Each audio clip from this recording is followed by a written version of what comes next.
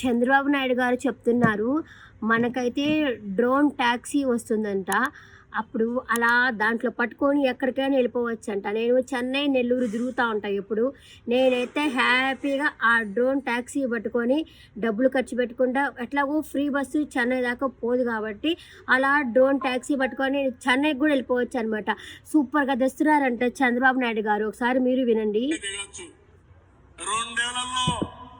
Drone air taxi వస్తుంది.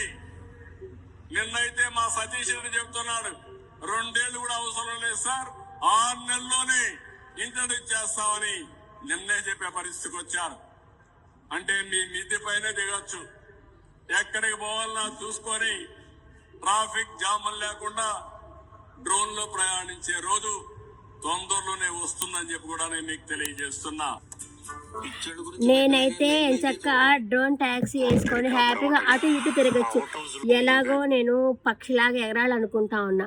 ఆ drone ట్యాక్సీలో అటు ఇటు తిరుగుతూ ఉంటా. ఇక్కడ నాకు మామూలుగా నెల్లూరులో ఉంటే సైకిల్ కూడా లేదనమాట.